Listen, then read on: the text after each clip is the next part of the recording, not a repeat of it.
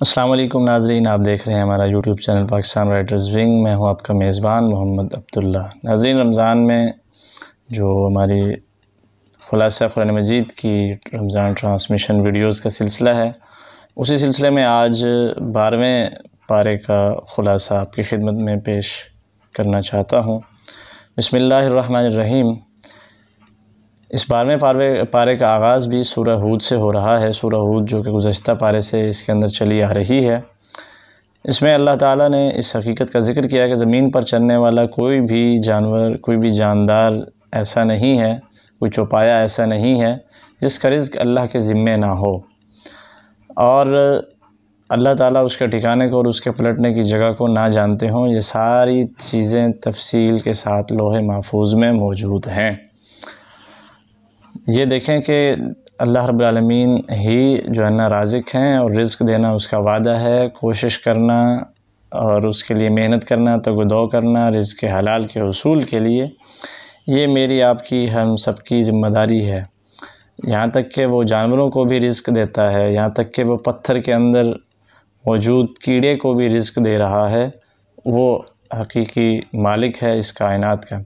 اس بارے میں اللہ رب العالمین نے ان اقوام کا ذکر کیا ہے جن کو ان کی غلطیوں کی وجہ سے کچھ ایسی اغلاط تھی، ان کے اندر بیماریاں تھیں جن کی وجہ سے ان کو عذاب دیا گیا۔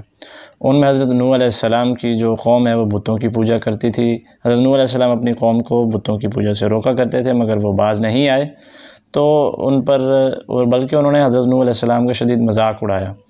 تو اللہ تعالیٰ نے نوح علیہ السلام کی مدد فرمائی، آسمان اور زمین سے بارش اور سیلاب کی شکل میں پانی جاری کر دیا، جس کی زد میں جناب نوح علیہ السلام کا بیٹا اور نافرمان بیوی سمیت تمام وہ لوگ جو ایمان نہیں لائے تھے وہ اس کی زد میں آئے۔ اس کے بعد اللہ رب العالمین نے قوم عاد کا ذکر کیا کہ قوم عاد بھی قوم نوح کی طرح شرک کی بیماری میں مبتلا تھی۔ جناب ہود علیہ السلام ان کو اللہ کی توحید کی دعوت دیتے رہے، لیکن انہوں نے جناب ہود علیہ السلام کی ایک بھی نہیں سنی۔ قوم عاد کو اپنی طاقت پر گھمنڈ تھا۔ اللہ تعالیٰ نے طاقتور طوفانی ہوا کو ان پر مسلط کر دیا، جس سے قوم عاد کو اکھاڑ کر پھینک دیا، اور زمین پر طاقت کے ذریعے ناز کرنے والے زمین پر یوں پڑے تھے جیسے کٹے ہوئے درختوں کی جڑیں جو ہے نا وہ شاخیں پڑی ہوتی ہیں۔ قوم عاد کے بعد اللہ تعالیٰ نے قوم سمود کا ذکر کیا ہے۔ قوم سمود جو ہے وہ بھی توحید کو فراموش کر چکے تھے۔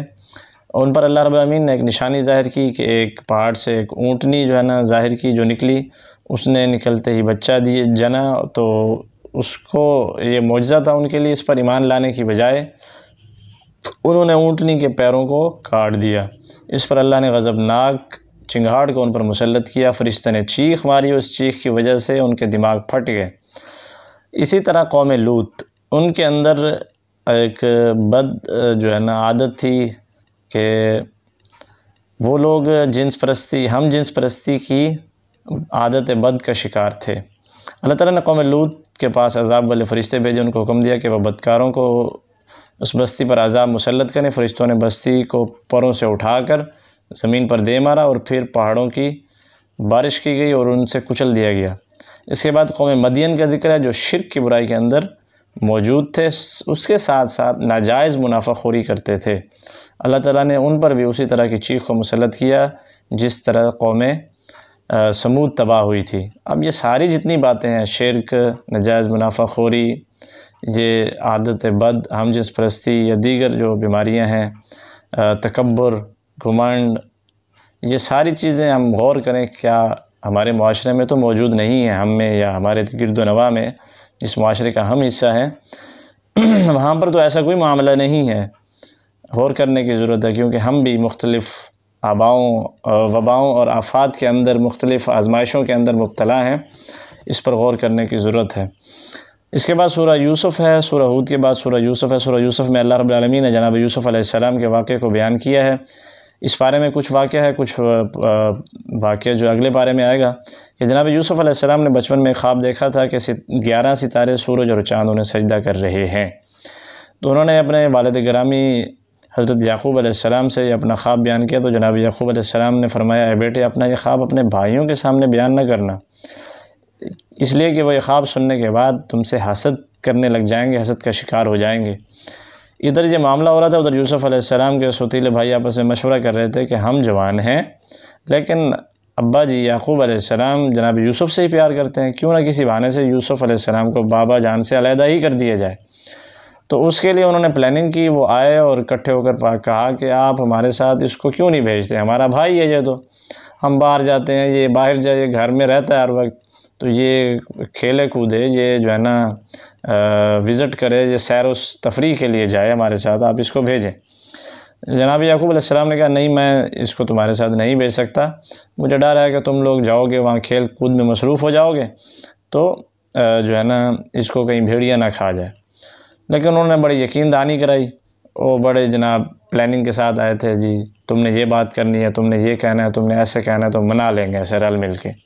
تو انہوں نے راضی کر لیا، پھر لے گئے۔ اس پر جناب یعقوب علیہ السلام نے بھیج تو دیا، لیکن وہ دل ہی دل میں انہیں تھوڑا سا ابہام تھا، وہم تھا۔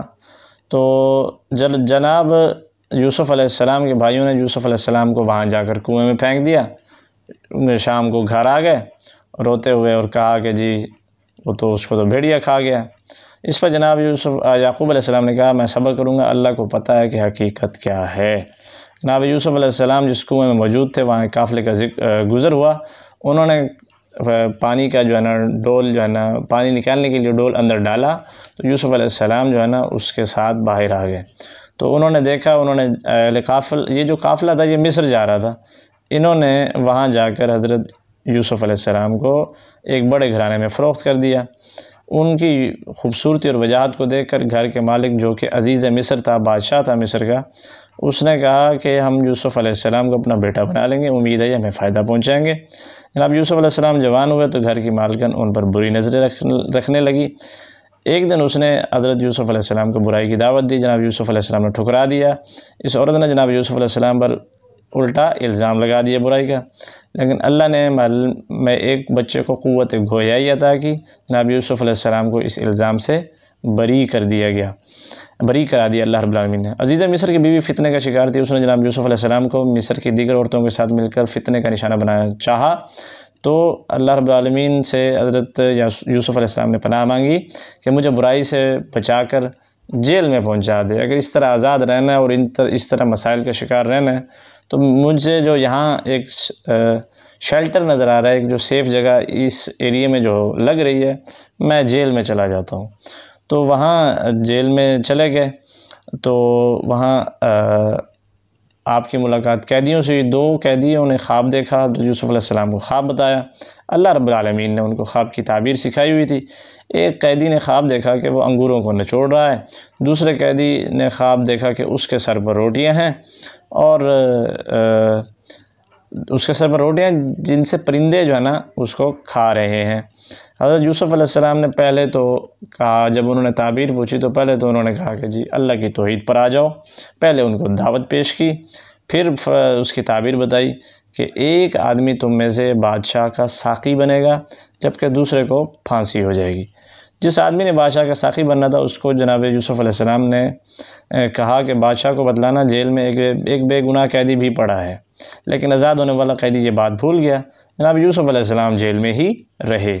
اسی اثناء میں بادشاہ وقت نے خواب دیکھا کہ 7 پتلی گائیں 7 موٹی گایوں کو کھا رہی ہیں، اور 7 سرسبز بالیاں 7 خشک بالیاں ہیں۔ اس پر بادشاہ کے ساقی کو جناب یوسف علیہ السلام یاد آئے تعبیر کے لیے۔ اس نے کہا بادشاہ سلامت، جیل خانے میں ایک بڑا عالم فاضل قید پڑا ہے، وہ اس خواب کی صحیح تعبیر بتا سکتا ہے۔ چنانچہ وہ یوسف علیہ السلام سے تعبیر پوچھی گئی تو انہوں نے کہا کہ آنے والے 7 سال قحط سالی کے سال ہوں گے، اس کے بعد خوشحالی اور ہریالی ہوگی۔ تو جناب یوسف علیہ السلام کو تعبیر سننے کے بعد بادشاہ نے کہا کہ ان کی رہائی کا حکم دے دیا، لیکن انہوں نے کہا کہ میں ایسے باہر نہیں آؤں گا جب تک میری براءت کا اعلان نہیں کیا جاتا، کہ میری اعلانیہ طور پر بے گناہی ثابت نہیں کی جاتی، میں تب تک جیل سے نہیں نکلوں گا۔ اس کے بعد جناب یوسف علیہ السلام کے اس مطالبے پر عزیز مصر کی بیوی نے بربنا جناب یوسف علیہ السلام کو پاک دامن قرار دے دیا، جس کے بعد جناب یوسف علیہ السلام جیل سے باہر آنے پر آمادہ ہوئے۔ جناب یوسف علیہ السلام کے بقیہ جو ان کا واقعہ ہے وہ اگلے پارے میں آئے گا انشاءاللہ۔ کل ہم آپ کو وہ پیش خدمت کریں گے، آپ کی سماعتوں کی نظر کریں گے۔ اللہ رب العالمین ہمیں قرآن و حدیث پر عمل کرنے کی توفیق عطا فرمائے۔ وآخر دعوایا ان الحمد للہ رب العالمین۔